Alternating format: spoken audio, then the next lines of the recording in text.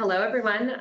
Welcome. We're very excited today to have a webinar focused on some of the GRESB Insights events from yesterday, as well as joined by Michelle German with LBA. We are going to give it just another 30 seconds, let everyone kind of join the room, and then we'll be getting started here. I see a few people kind of joining in, and then we'll get us started. It's so cool to be in person. That's what makes this nice, right? As opposed to the 3-prong on the Zoom. Yeah. I can't remember the last time I've had one in person, to be honest. I'm used to like my little screen right here in the box. I can see what I'm focused on. It's weird. I have a camera up here. With this boom mic, I mean, this thing is the bomb. We're ready for NPR. Yeah, right. That is actually quite impressive as a microphone. I feel like it's like we're a podcaster. We are, even better. We're also in Newport, California, which is sunny and shining and gorgeous and warm. Sorry, everybody else. You think it's warm? It's a little chilly. Well, 63. Maybe you walked back out right now, you would probably feel differently.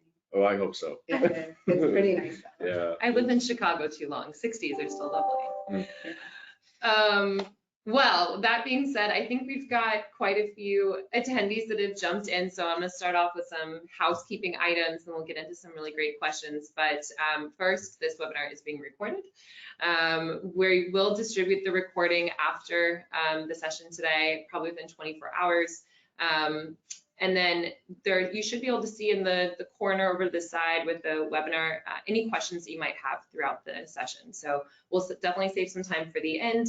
So feel free to add those during the presentation, or rather webinar conversation. We're not presenting anything, it's a conversation today, and we'll get to those either as we go or at the very end. So with that being said, we're going to jump right in. Very excited. As I mentioned, we're here in Newport, California. We had an amazing GRESB results event last night for those of you that were able to attend in person.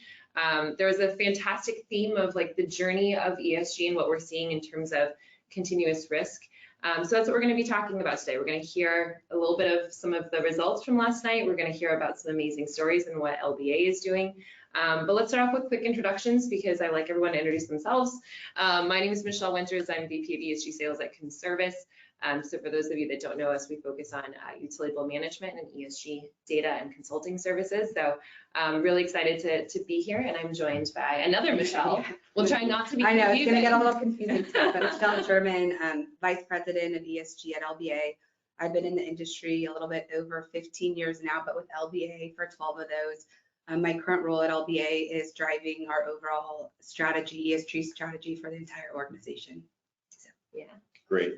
Hi, I'm Dan Winters, Senior Director at GRESB. GRESB is the global benchmark for ESG, institutional real estate, tailored for the sector, right? The investment sector. We were started in 2009 by several major pension plans as the original ESG due diligence questionnaire. So we've grown every year. We'll talk about some of those metrics. But GRESB, I kind of describe it often as the North Star. Our job is to progress the industry, elevate the issues, and then move them forward, whatever those issues may be. And I know that we're going to get into a number of those today.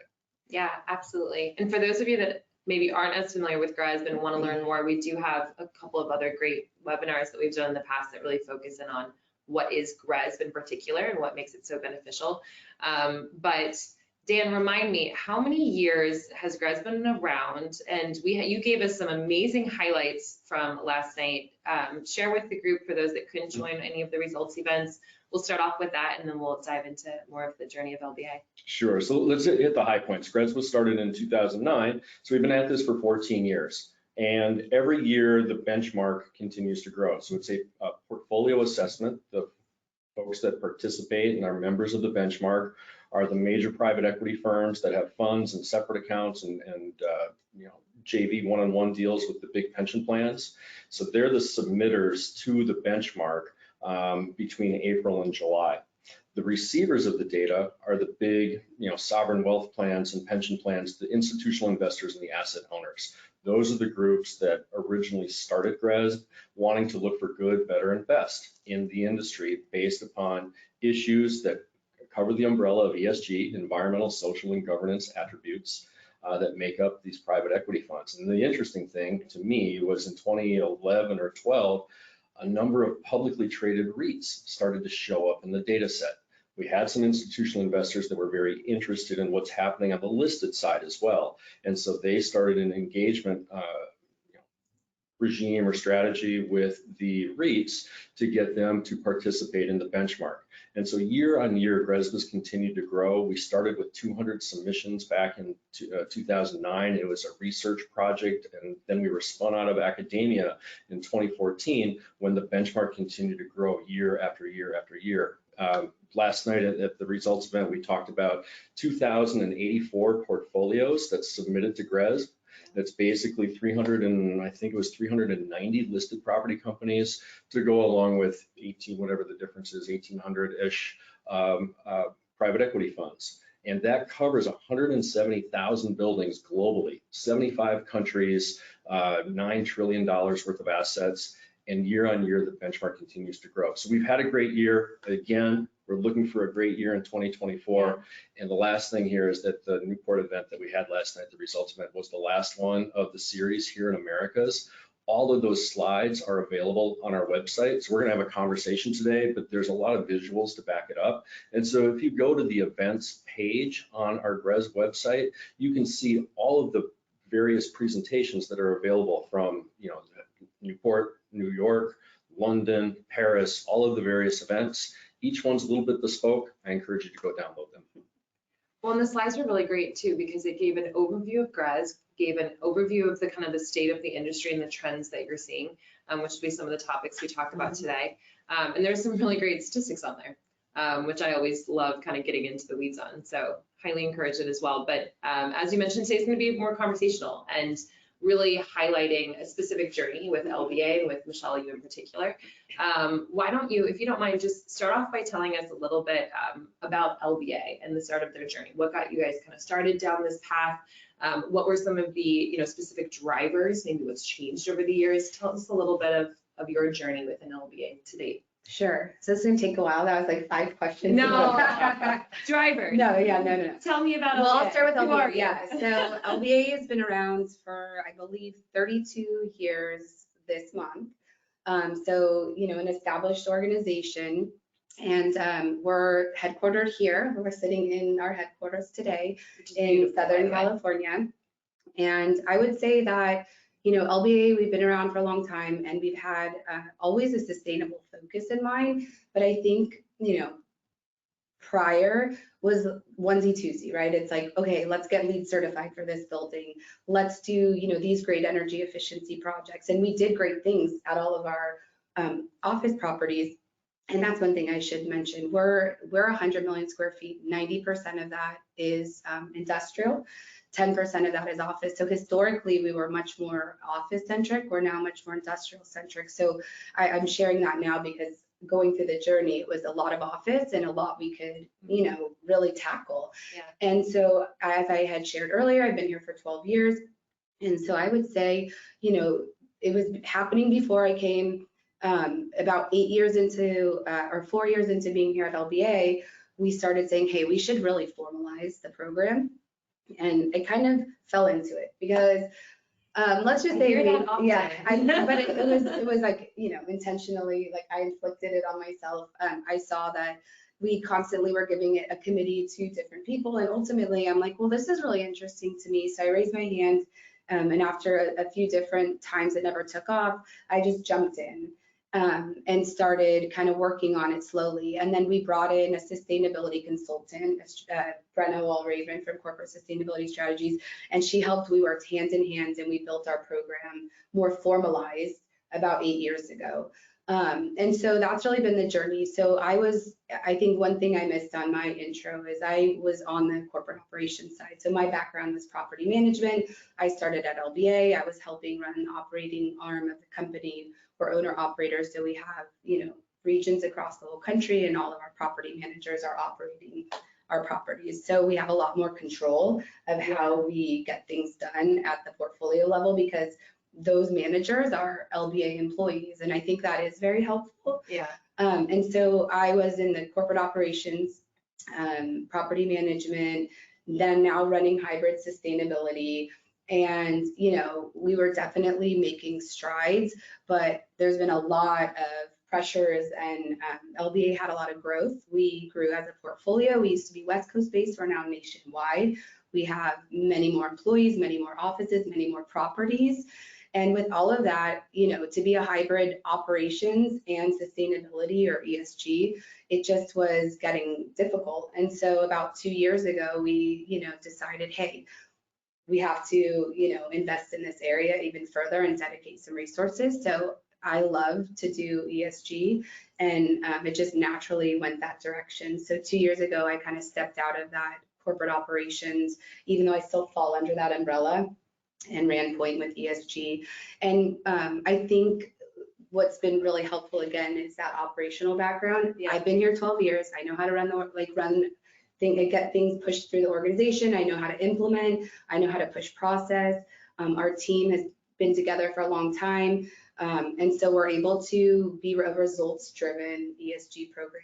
And, I can't help but interject, because what I'm hearing a number of things that are so common with, I have this privilege where I get to meet with lots of different firms like yours. Yeah. And so it's a very similar story where I'm going to call it random acts of sustainability, right? Having a lead building here, an Energy Star building there, but now putting together a program. The program then convenes a committee because it's across the entire organization. Having your operational background is amazing because you know how to get things done. Right. You know where which levers to pull, asset management versus finance versus legal. And so then the committees gets going, right? You need that momentum across the organization, but someone's got to run point. Right. Someone's got to be in charge, right? So stepping forward, it's a very common with people in your position, a very similar story. It's great. Yeah. Well, they mentioned it last night too at the event. Someone said something about, I think it was Ryan who mentioned it, of he got into his position mostly because someone said, hey, what is this? And can you go figure it out? And that's half of it with sustainability and ESG is like, hey, this came up. What's this requirement? An investor is asking me about this. A partner is asking me about this. Can you figure it out? And then you can take off from there. I like that you highlighted that one, because you asked to raise your hand. And I definitely raised my hand because I would say on a daily, at least weekly basis, that's the kind of requests that come through. So that was Ryan Tinnis at Tishman, who's now at LivCorp, right, that you're referring to. But again, it's such a common story. I think a lot of the people that are on this webinar will resonate with. Yeah, that's how half these things kind of start off. And I think that's actually a perfect segue to one of the first topics we wanted to discuss, right? So one of the growing trends and areas of focus that everyone is hearing about is carbon and climate risk and all of the jurisdiction requirements that are coming up that are focused on each of those. So I'd love to spend a few minutes on that, because I think a lot of listeners would maybe find that interesting. But how is LBA thinking about that? There's a lot of different components in there. Can you maybe highlight some of the things you're most excited about or that you're focused on? And specifically like climate risk or regulatory? I would go more regulatory to start, because I feel like that's pushing you in a couple different directions. But one of the topics of last night was building performance standards, right? So for those of you that aren't aware, there's the annual ordinance benchmarking that you're really familiar with. There's maybe enhanced benchmarking where you got to do an energy audit every few years. And now there's BPS, which is, hey, I need you to hit certain performance metrics. And a lot of it is dictated based on carbon emissions, some of those requirements. So how is LBA preparing for that and that risk mitigation? Sure. So we've been closely tracking this for some time. We're located in California, as I had shared. And so the AB 802 benchmarking requirement, I think, was one of the first. I don't think it was the first, or maybe it was, but that was about 7-ish years ago. So we've been, Conservice is our data provider. And so we have been at this for 7-8 years of data and benchmarking. And then with the enhanced benchmarking and the building performance standards, that's definitely rapidly changing. I think it was one of you stated that it was someone in the audience, there was 7 active BPS and 40 coming. I mean, that just shows where the massive growth, and 40 is going to then triple again, right? So for us, we've been closely tracking, working closely with Conservice.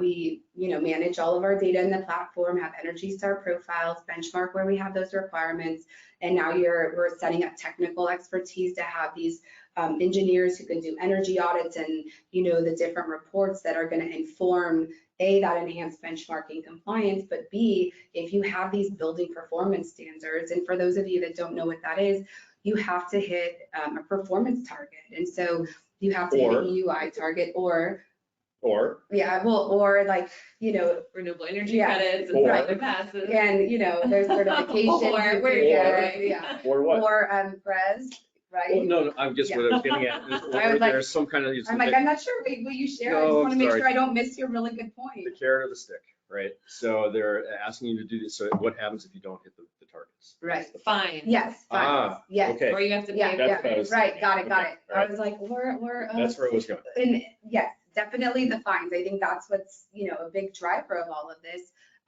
I would think for the people in my role, I don't want to say it's positive because a fine is not positive, but it really helps build the business case. Let's go back to the drivers. Exactly. Yeah. So LBA, one thing I maybe left off on the front end is we call our program the sensible sustainability strategy, because ultimately we are a real estate company. We have to drive value. We have to mitigate risk, right? So all things that we have to align our ESG strategy with the asset strategy, the fund strategy, the business strategy, right? So when you have building performance standards coming down the pipe and you're going to be fined and assess these fines, that now you have a business case, because those fines might roll right into an energy efficiency project. Maybe you can look to an electrification retrofit.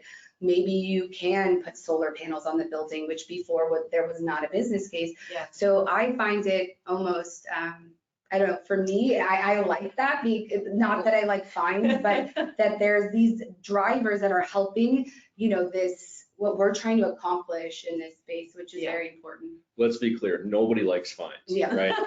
But however, they're motivating. And if you have a very well-run portfolio that is where you have a portfolio strategy, and they're not just random acts, you are very well positioned to have made your business case to be ahead of all of these things. That's the whole idea. Right. Well, the other thing that's nice about the jurisdiction, so we know one of the challenges, we'll say, when it relates to sustainable and ESG is data, right? We know that that's in real estate. Mhm. There's really great paths that we've come up with and to move forward with of getting past some of those challenges. But one of the benefits is these jurisdictions that are moving forward, it gives us access to more whole building aggregate data. And so, yes, they are challenging, they're painful in certain aspects, but it's kind of forcing the issue, which is exactly what BPS wants to do. They want to make those fines so high that you are willing to put in the efficiency measures, do the energy audits, because that's where your money should go, right? There's at least a value back to the property versus just paying. And there's other ways to do this, right? If you look in Canada, and you look at another 73 jurisdictions around the world, there's part of price. Yeah. And with a price sends a signal. Mhm. That could be, and so it could be a fine, right? But it could also be some kind of pricing mechanism. So in Canada, it's $65 a ton in 2023, and it will ratchet up $15 a ton every year to get to 2030. So that allows somebody in asset management to put some numbers into a decarbonization strategy. And maybe you don't change a boiler or electrify or whatever the strategy is until 2026, 7, 8, right? But you can start to path and plot your pathway with a price signal. Super important. Yeah. Well, and to the point you made, I think it really supports from an internal and external even buy-in into when you're communicating with those internal and external stakeholders of, yes, we want to focus on carbon for multiple benefits and society in general, but hey, I'm helping you to avoid these fines as well. Right. And I know you guys have a fairly comprehensive carbon management strategy and plan as well, and things that you guys are focused on. Anything you would want to expand on? Tell us about kind of just carbon management and LBA and what you guys are thinking about. Sure. So as I had explained, as you know, you guys can service tracks all our data. And we have, slowly each year we tried to build our GHG inventory, right? And add something new into our inventory. So we built that over time. Conservice helps us create our GHG inventory. And it's like the old adage, right? You can't manage what you don't measure. Yeah. So I think we, for so many years, it's energy, water, waste, right? You're focused on, getting all of that benchmarked. Well, now that's carbon. GHG is right in the mix of that. And so it's exactly the same idea. You have to understand where you're at to start making improvements. And then once you have that, you track towards, your immediate year, 2 years out, like you would budgetary, and then you look forward thinking. For us, we're a shorter term, asset strategy hold, 5 to 7 years, unless we have some core, maybe up to 10. So you really have to look at, where can you impact change, align it with the asset strategy, and, what's your path, your horizon out, and start, making changes today. But with that horizon that's out, there's also another buyer waiting in the wings, Right. 5, 7, 10 years from now. Yes. So thinking about what that group is likely to want from an asset attribute standpoint, with carbon definitely on the table when you get to 2027, Right. 8, 9, 2030. Yeah, so it's Right. beginning with the end in mind is another Right, it's thinking. a risk mitigation with exit risk, right? Yeah. And I'm gonna, you put Michelle in a tricky spot because you asked her to be excited about regulation, and you are, right? Which is interesting. I'm But, excited. there's- Why would I say I'm excited? I'm saying it helps me do my job a little bit better. Right, that's all I was easier. saying. Yeah. But- I'm not excited about I know, fines and I know. regulatory. Well, so here's the other driver, is you've got institutional investors, these asset owners up here, right? The big CalPERS, CalSTRS, New York Common Fund, UC Regents, they are looking to carbon footprint their portfolio. They've made these commitments 2050, 2045, 2040 to be net zero. Mhm. So now, what do they want? They need metrics to figure out their baseline. If they've got positions in 30, 40, 50 different private equity funds, that's what's making others now having to collate these metrics and give them up to their investors who have pressures on them. Yeah. So that's also, besides the regulatory, it's also your investors and where you're sourcing your capital from. Absolutely. And that goes back to the drivers for LBA. We have a lot of investors, we have a lot of joint venture partners, Yep. and they have these goals, and they're looking to an LBA who they're, entrusting with their money to align our strategy and goals to theirs so that we can help get them there, we can help ourselves get there. So it's not just looking at LBA, it's looking at all of our stakeholders, which, is investors, joint venture partners, and now our tenants. Our tenants are, employees. So there's a lot of factors involved in creating strategy and trying to achieve these goals. Yeah, absolutely. I mean, I think you have it from multiple angles of how you need to communicate what it is that you're doing, communicate that effectively, concisely. And I think that's where GRESB really comes in, right? It's something that you can align to and see how you're performing year over year. It's something that those external investors really recognize. So I think it kind of comes back full circle. Common language. That's Common really language. The goal, yeah. Yeah, and it's interesting. I think carbon, other frameworks like GRESB, those are your common Yeah. languages. Well, perfect. Well, let's kind of shift back to one of those other risks that we mentioned, which is climate risk. So they're all aligned, they're all connected, but they do kind of have separate paths. In climate risk, there was a lovely, maybe scary. Yeah. I combined it with We give it a scary. Right. So what Michelle is referring Slide. to, right, is a slide that I showed last night from NOAA that shows $1 billion plus weather events that happened in the United States in 2022. And so these are wildfires and floods and hurricanes and direct derechos and other events that cause storm damage. Tally it all up, 2022, $169 billion. So the headlines we saw this year, California, we've got insurers retreating, same thing in Florida. But the rub is, and the reality is, if you're in Iowa, Missouri, Wisconsin, everyone's paying. Everyone's paying. So in the insurance markets, we're seeing the rule of twos, which is the premium doubled, the deductible doubled, and the amount of coverage was cut in half. So that's kind of the story right now in 2023 because of this. The slope of the line, $170 billion last year has continued to go up. And so we avoided some big hurricanes this year. That's great news, but you can see the trend line, right? If it didn't happen this year, it's happening next year. Soon. Yeah. Yeah, no, and it is scary. I mean, the graph itself was visually looks nice, but the data you were sharing was. But it's also pragmatic. The pragmatic reality is we're all exposed to this. Someone is going to pay for or cover it. And so you now have folks that are, because insurance is year by year. So you've got folks that are trying to self-cover. There's just I don't want to use the word scramble, but there's the dynamics are definitely shifting. Well, and I feel like with real estate in particular, it's such an impact that's related to location and climate risk associated with those acquisitions that you might be looking at your existing portfolio. How is LBA thinking about Sure. that? Yeah, give us some examples. So I would say it's been a couple of years. We rolled out a process where we generate a climate risk assessment report, and it basically tells you, in that area, are you, low, medium, high, red flag risk for all the different climate risks, wildfire, hurricanes and typhoons, all that good or bad stuff, I should say. And so we generate those reports for each of our acquisitions, and then we also give that report to our PCA consultant who walks the property before we even purchase it, and they legitimize those risks for the actual asset itself. Smart.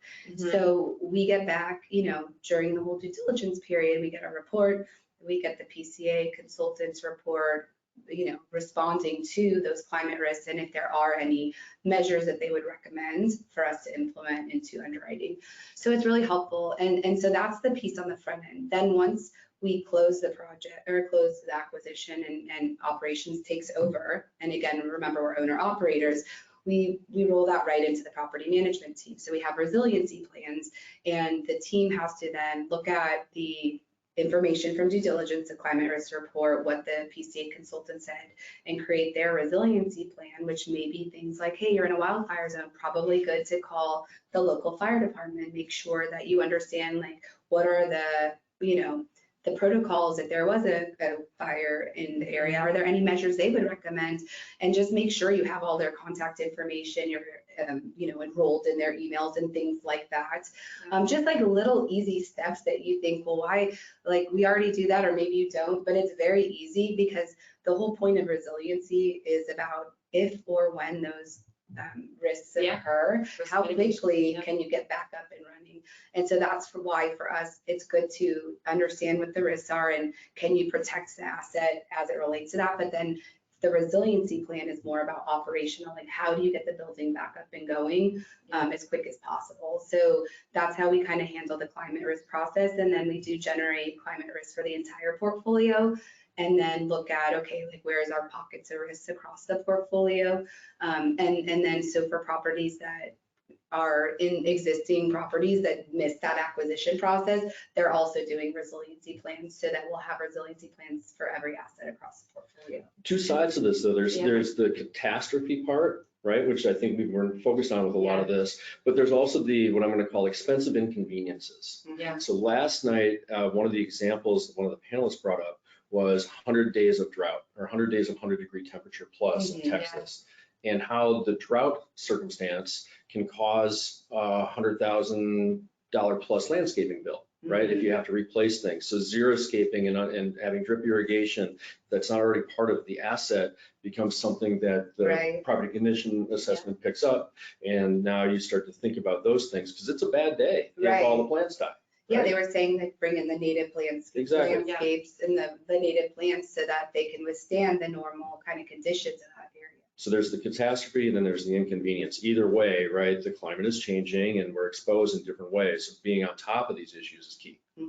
Well, and I think that's been a nice trend too, is that I think we're seeing more and more acceptance into the benefit of cost avoidance with risk mitigation, right? So it always comes back to, regardless of what topic we're talking about with ESG, it comes back to understanding where you're at, measuring what you're at, reviewing where you're at, whether that be with data or the climate risk report, and then setting an action plan and understanding your risks. So exactly as you said, when they do occur, you have a plan in place to get back and operational. And I do think that that's kind of been for better or for worse, almost in a post-COVID world, I feel that there's been better acceptance with understanding the impact of that, right? When COVID happened, everyone went home, everything shut down. Do you have cybersecurity? Do you have things in place? Like, are you able to go remote? All these things that had huge financial impacts on companies. And so I do think a slight benefit is it's made people more aware and open to listening to some of those risk mitigations that come out of things like this. What I observed that happened during COVID were the people that were in the ESG roles knew how to kind of cut across the organization and get things done. Did you experience that? Absolutely. Well, it's a little bit off for me because I've been there for 12 years. But I do agree, like we touch every single department. And so, yes, I would say when I was home and then we came kind of back a little bit earlier than most, I felt still very connected to the organization. I know that the folks that have been in a lot of ESG roles, people that are tuned in here, were tapped on the shoulder to really help the organization and during COVID navigate some of these issues because they had relationships with finance and operations and the asset HR. managers and whatnot. Yeah. So they could just navigate a little bit better than others. And when everything kind of went topsy-turvy. Yeah, especially there was a lot of the engineering, like the indoor air quality and those things that would kind of crosses into engineering, pseudo ESG. And so we did get tapped on, especially in the indoor air quality, how to properly run the building, like working very closely with engineering to make sure that we were running the building. You know, I can't say it was as efficient as maybe we was used to, because now you're bringing in outside air and things of that nature. But anyways, to your point, yes, definitely we tapped in during COVID. And then these are the push pulls, because if you're now running this outdoor air into the building, you're running your HVAC, your energy costs go up, your EUI goes up, and it leaves you open to potential fines. Right. Oh, geez. The last few years have been challenging with data in general. You have, you know, full occupancy, you go to nearly zero occupancy. Right. Now you're running a little bit less efficiently because you're bringing outside air, and then people are slowly coming back and you're like, well, how is my improvement? So the way we see it in the data. Yeah. We see it in the So we're almost just kind of looking to 2019 and really using that as our baseline year to compare back to. I'm hearing a lot of It's nearly impossible to year over year when you get into 2020 to 2021, you're like, oh my gosh, amazing, we dropped, you know, 25% reduction in our energy, and then all of a sudden 21 to 22, you're like, oh, not looking so good. So really you have to go, well, at least for us, the 19 back to current. But we're seeing that trend. A lot of people are doing that in terms of looking at 2019, the pre-COVID impact, and then comparing back and seeing how those trends have changed. But the only last comment I was going to make as relates to kind of in a post-COVID world, but the ESG committees. I feel like when you have an ESG committee, you pull in, and for those of you that don't, usually you pull in someone from each of these departments, right? You have someone from HR, you have someone from legal, you have someone from operations, all these different aspects that are working together. And then when COVID happened, they all had that sense of communication across departments already in place. You know, there's already the internal chat group that everyone's on that's like, oh, okay, we're all going home tomorrow. Like, you know, this is that group. But see ESG coming in a risk mitigation area. Okay, well, let's kind of take that and maybe switch gears a little bit. We talked a lot about the trends that we've seen happening and continue to grow over the last few years. I'm curious to know what you guys think in terms of key issues or areas of focus heading into 2024 and beyond. What do you think is maybe some of the things that people should have on their radar that maybe we haven't talked about or that you're excited about? Yeah, I feel like we have talked about, I think regulatory is huge. So I'm just going to reiterate it, because if you're not prepared now, that's one thing I would say, start preparing, because it's coming, most definitely. So that's coming. I think decarbonization obviously is such a big, I think 2024 and beyond trend. That's all going to tie back to decarbonization is going to tie back to this building performance standards, right? That's what the goal of it is. They're aligned. Exactly. And so within decarbonization, you know, energy efficiency is still healthy and alive. You should be focusing very much on energy efficiency. Something I'm very excited about is our solar program. We've been growing that actively over the last 2 years, at it for many more years before that. It's been a challenge to get our solar program off and running. I would say mainly because it was new to organization. I said LBA is 32 years old. Never had we installed solar on a building before. It's a new lease, it's a new contract, it's a new process. There's not someone experienced that has been doing that. And so every step of the way has been, you know, a learning curve. But because we've really invested in it and have taken that journey, I feel like it's one of the things I'm most excited about for 2024, because we've really built a legitimate solar pipeline. And so it's been really probably one of our team's proudest accomplishments. Nice. How did you get the buy-in for the solar? What advice would you give on that? Can you share? No, I could share. Persistence. Yeah. Did the jurisdictions maybe help, where you're like, hey, no, okay. I would say persistence. Our team is very thick-skinned, and we're just like, we're gonna make this happen. Also, our COO and also principal of operations have been very supportive in this journey from day one. Great. If anything, our COO has been pushing it before I've even was here at LBA, and he has like dreamed to see solar put on our building. So I think that between persistence and his vision and wanting to support that program and our principal operations, I feel like, you know, they really helped pave the way for those initial yeses. And it was once we had the initial yes on the first project and we got the first contract signed, that was it. It was like, it took so much effort to get to that one point. And then once everybody got comfortable to say, fine, we'll sign it, that was it. Everything else from there was just such a smoother process. And so I think to me, it's the unknown. So how do you, you know, overcome that? You get educated, you answer the questions that are making people feel uncomfortable. I mean, I could spend the whole hour talking about solar, so you guys could like tell me what you would want to know in that area. What I hear are the behavioral changes, right? Organizational change is difficult, right? So there was this idea, but there's discomfort. So now that this alpha project is done, is it spawning more because the comfort happened, the project worked out great, right? So you're looking perhaps for scalable solutions? Yeah, so if you know anything about the solar projects, they're a long road. Right. It's not just like you sign a contract and like in your home. If you were at you got solar in your house, you could probably call someone out. You could probably have solar like under a month onto your rooftop. Yeah. These commercial projects, I mean, a lot of these that we're doing are the industrial rooftop buildings. These are massive solar systems. I think the one we just completed, if I'm not mistaken, I think it's 7.5 megawatts. Okay, whoa. So it's wildly huge. Yeah. So it wasn't just that, and ironically, that was not the first one that got signed. The first one that got signed was in New Jersey, and New Jersey's, you have to enter into a program and get capacity. So I think our first deal was actually signed, I want to say 3 years ago, and those two buildings that were signed at the time are still not even had completed. They haven't even gone capacity yet. Oh. So all these other properties that we've now signed on and have moved ahead.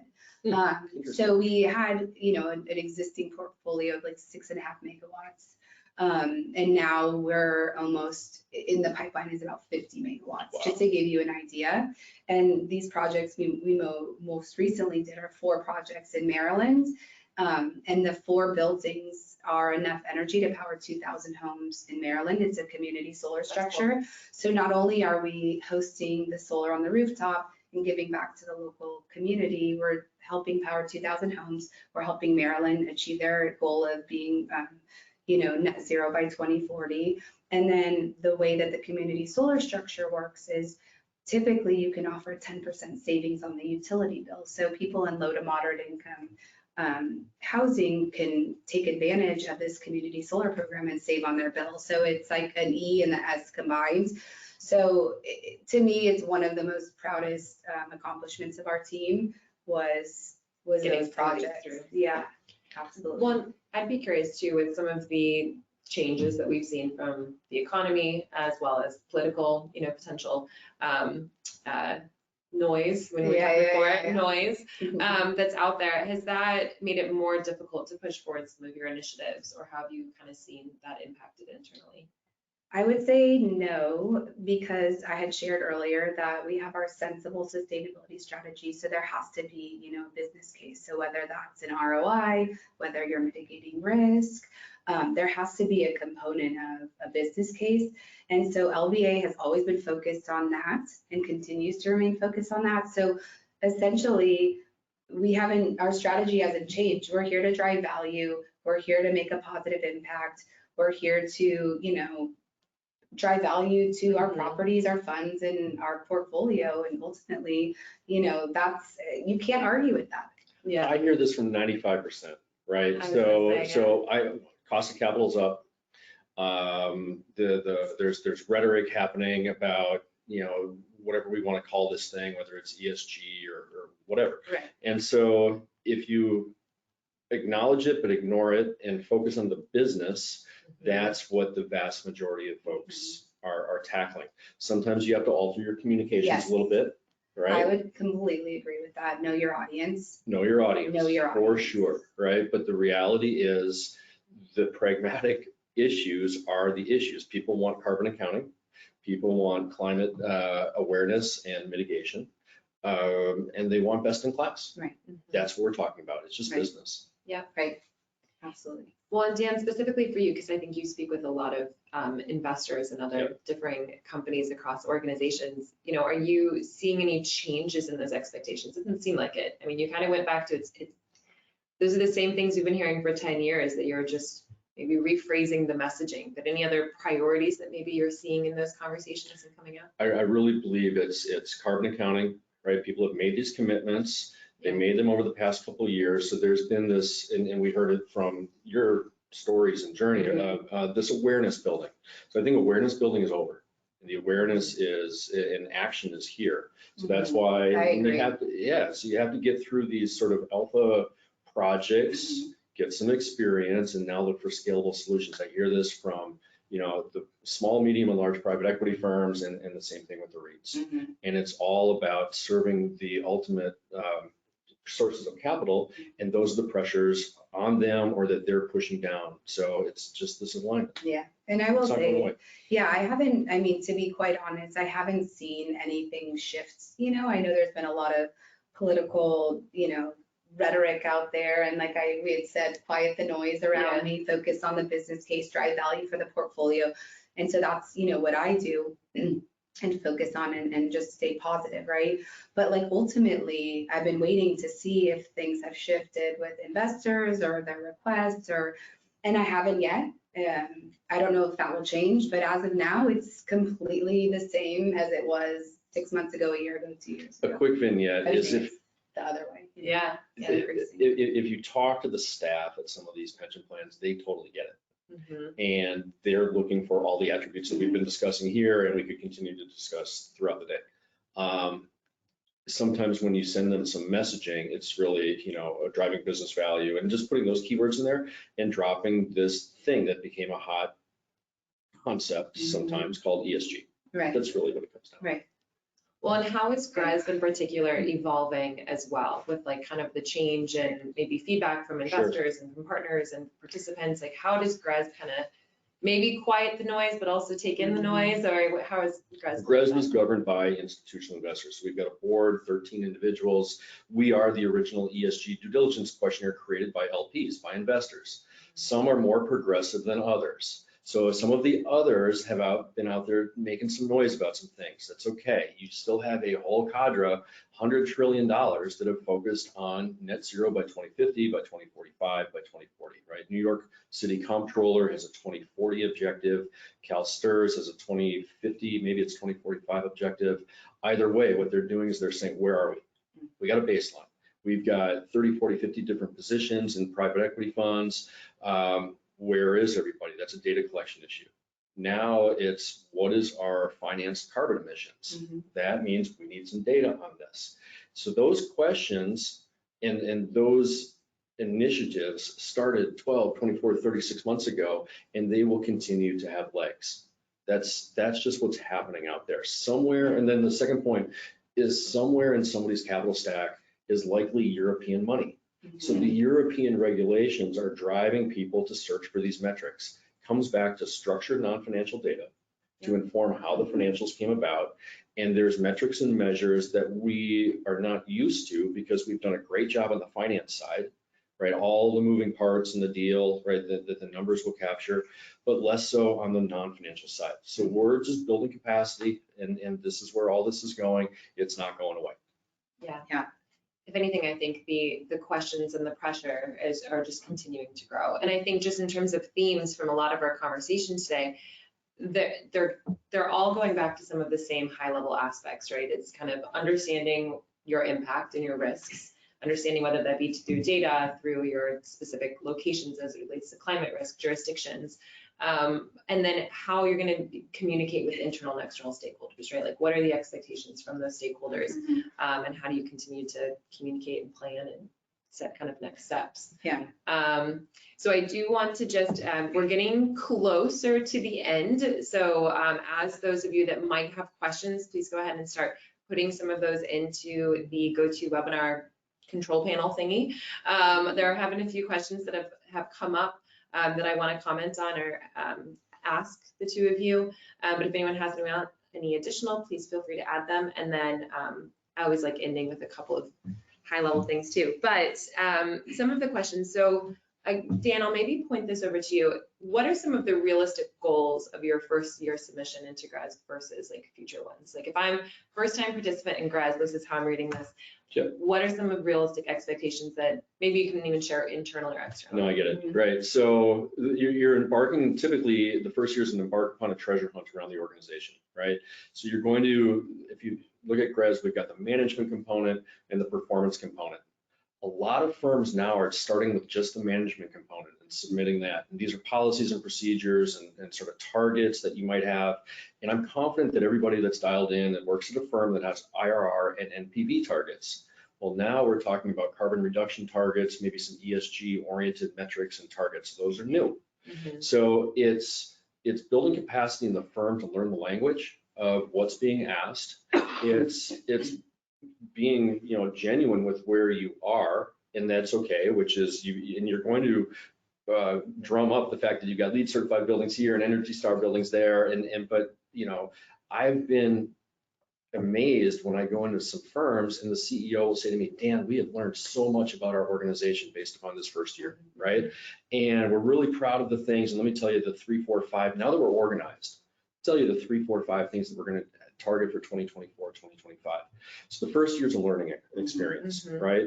And the worst score that you can get in GRESB is a 0. Mm-hmm. I am aware that people score single digits, the low teens, the mid teens, right? To start off, well, I will tell you a profile that says 17 in year 1, 34 in year 2, 51 in year 3, 68 in year 4 is what investors are looking for. Right? And so there's no downside to that because you're also learning as a firm what your peers are doing.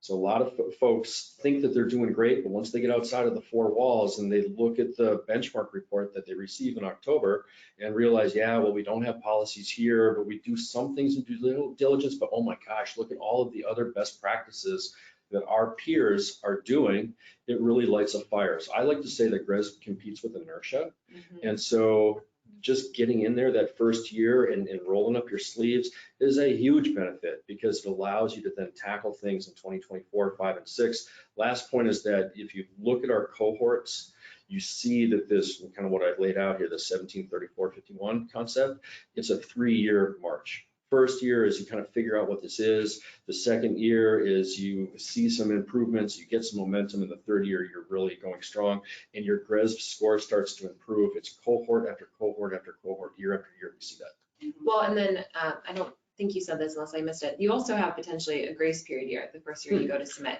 If you want to just submit and see and use it as a tool to identify kind of where you are within comparison to your peers, it's like a no pressure first year submission. So we talk about that a lot, but then you might be excited for those results. Well, and so what I'm hearing is this, the other strategy here is to play offense, not defense. So I find the folks that have waited for an investor to knock on their door and say, do this, that can be tricky because now you're on your heels.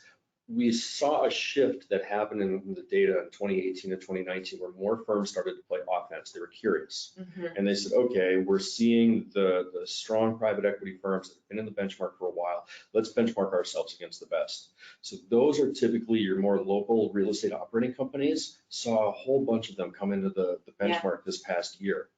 And that's great because this is this capital alignment that's happening from LP to GP to local real estate operating companies. And it's getting everybody on the same page, moving in the same direction. It's very gratifying.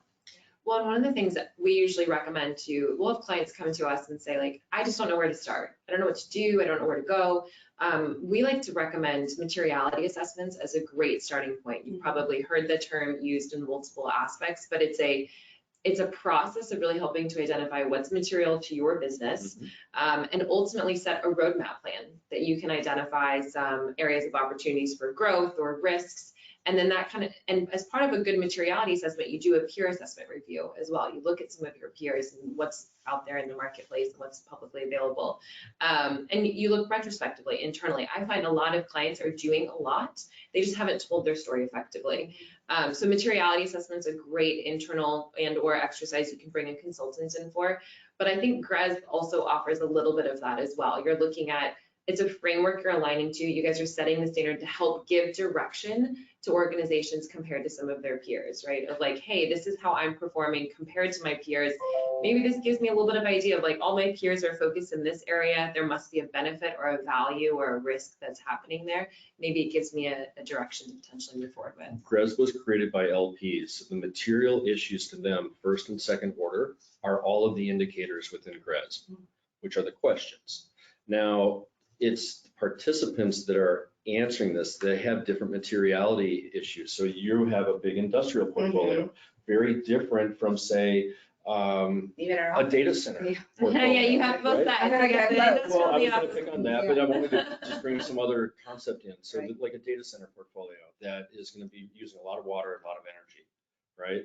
So those two issues will be very material to that, and probably, you know, resiliency and whatnot versus, you know, just other types of portfolios. So you will see in the GRESB where there are certain questions that, like, you ask the tenant satisfaction question to a self-storage REIT, and they're like, come on, our dental boxes. Right. So not everything is material, and that's exactly the point, right? The materiality assessment, how does this apply, this ESG, to my business, is going to be different for everybody, right?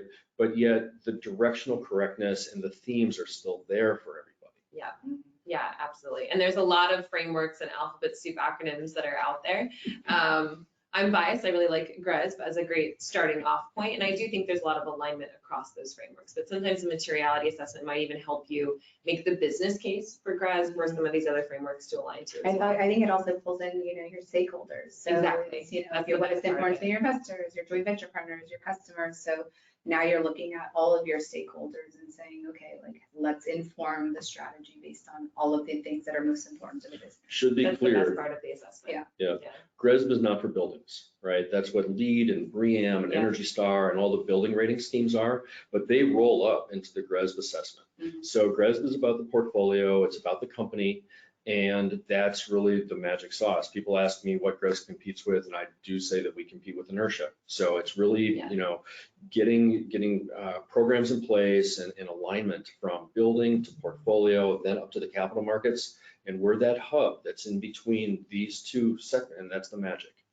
Yeah, absolutely. Well, I think maybe we can get one or two more questions in, and then we'll kind of, like I said, kind of round us out at the end. But there is a question related to, so there's a lot of talk about environmental data. Usually, especially in real estate, that's pretty easy to understand and explain, or at least we've defined it, right? So this question is more, what are some of the examples of social and governance data that, you know, that LBA is focused on, that GRESB is focused on? I think that'd be another kind of good shift in conversation. I liked that one. What is LBA thinking about on the social and governance side? So on the social side, I mean, there's so many ways you can go into that bucket. You know, we have our LBA Foundation within that. I think we have all employee engagement, tenant engagement, our DEI committee. So if you're talking about actual data though, I think it's, you know, tracking and understanding what our positive impact is across the portfolio from a foundation charitable giving standpoint. DEI is tracking at the HR level, all the different, you know, the makeup of our organization at all levels, right? From the governance perspective, I think it's just your data assurance and, you know, making sure that you have strong reporting and that, like I said, you're getting that data assured and you have good policies in place. You have an ESG policy, you have all these other anti-bribery, corruption, all that exactly. And that, you know, and that's not just a ESG person putting that together. That is in conjunction with HR, your legal and compliance department. I mean, you're really touching all areas of the organization to make sure that we have good governance best practices. And I want to hear what, Dan, you think about on the GRESB side, but also on the panel last night, I liked how Ryan Tins from Lifcore, he made the comment of, I'm trying to almost put myself out of a job. He's like, I want ESG to just be embedded in every single aspect of an organization. And I think the E, the S, and the G really allow for. There's almost too much. Like Yeah. it's just so all encompassing, but it's helping to give, I think, frameworks that you're looking at. I wanted to love jump that. in on that because that resonated so much with me. Yeah. That's exactly how our team looks at and tries to tackle the ESG program. It's ultimately, my goal is that it's so embedded in the organization. And I wouldn't say that I don't need a job. I think it's more of I'm a resource. It's ever changing. Yeah, So as things are ever changing, we need to then tackle that new Yeah. idea, that new issue, that new, whatever it might be, regulatory, right? There's constantly things coming down the pipe. So hopefully the intent is that as things come, it gets embedded in the organization, you create a process, you implement, you train, and it's rolling without you. And now you're focused on being a resource and or looking to the next thing that's important. Yeah, that's smart. So, Yeah. you know, a lot of folks say that good governance drives it all. Yeah. And that it very well is. So, I mean, you hit on the vast majority of them. I've got a great slide from last night. So if you can go download those slides, right, I pulled it up here. So governance, decision accountability, having personnel targets that it covers some ESG metrics. I watched that happen from the REITs, from the board level, starting in 2018, where some of the real progressive REITs had the CEO and the executive team bonus now 5 or 10% tied to some ESG metrics. You started to see sustainability linked loans, a similar concept. If you've got good governance, then you can deliver for those types of financing arrangements that are out there. Yeah. So a lot of times governance is key. I feel like the question is a little bit more focused on the S, because the S is squishy. It often gets lost in this conversation. And it is different by different property types. PREA, the Pension Real Estate Association, they are working very diligently on defining S metrics and doing research on these for the different property types. So there's a lot of good things that are happening out there in the industry. You know, tracking some of those metrics will be different for a multifamily portfolio versus an industrial portfolio. Some of the industrial folks think about job creation and being able to have a scalable workforce nearby, like the Port of Los Angeles, where Prologis owns a lot of properties. I know that that's a thing for them to understand about their workforce, and they track that closely as an S metric. So there's many different fashions and ways that this plays out. But the reality is, you know, they're all important to real estate. Real estate's about people, it's about placemaking, and that's what makes successful projects. You know, things that are appealing to the S are appealing to the money side as well. Well, I think that goes back to the materiality assessment component too. Figure out what metrics you want to be focused on within each pillar of E, S, and G, and then decide how you want to communicate that and who you're communicating it to. Well, fantastic. Well, we've got like 2 minutes left. So in those last 2 minutes, I love kind of ending with this question of, you know, what type of like words of wisdom would you bring back? Like if you could go back 10 years and tell yourself something, or for those that are just starting off on their ESG journey, what words of wisdom would you say to focus on? Right, just get started. But really just get started. And I think you have to focus on the data. You can't manage what you don't measure. Get that in order first. And then once you have your data in order, you really have to, you know, whether it's you do a materiality assessment or you just, you know, understand how your organization functions and what the strategy is, and kind of focus on what are the top level initiatives. And don't take on too much, really be focused once you have that data in place. And if you go look at LBA's annual report from, I don't know, 6 years ago, it's wildly different than today. I mean, it's almost embarrassing, to be honest. No, that's progress. You know, like it almost looks like a brochure. And so, but I would keep it on the website because it clearly shows day one of formal program to today and that improvement over time. And so to me, when I say just get started, really just get started, because it's just going to grow from there. We have seen people that have policies that say we are going to recycle and print on both sides. Yeah. I mean, okay, so that is light years away from we will only build LEED Gold. Right. And that's just another example, right? That's, but you know, the point that I want to make is that the people that are dialed in here, the people that are in your role have ESG in their title, but honestly, this is organizational change, right? I feel like GRESB is in the industry change business, so we're this guiding light that says, okay, now we need net zero targets, and there will be some points associated with that in the assessment next year. Do you have one? What does good, better, best look like with science-based targets being the best? So that's like a new concept. Several years ago, health and well-being was a module within GRESB. Resilience was a module before TCFD showed up. So the whole idea is to move the industry forward. This is industry change. Your roles, the roles of the people that have dialed in here is organizational change, but it's not really in your title. It's difficult, right? It takes persistence. You saw it with your solar program. And so, you know, stick with it and don't let any naysayers get you down. Figure out who your champions are internally. Figure out who your blockers are, right? And then understand like where they're coming from and try to meet them where they are and bring them along. That's really what I see that's helpful. Yeah, that's great advice, actually. I think that's the perfect way to round us out. Great advice. Really appreciate being able to speak with both of you guys in person in a singular room. But thank you guys, everyone, for joining us on our webinar today. We really appreciate the time. As mentioned, we'll be sending out the webinar for those that want to see it again. Slides are available on GRESB, but thank you guys and have a great holiday season. Thank you.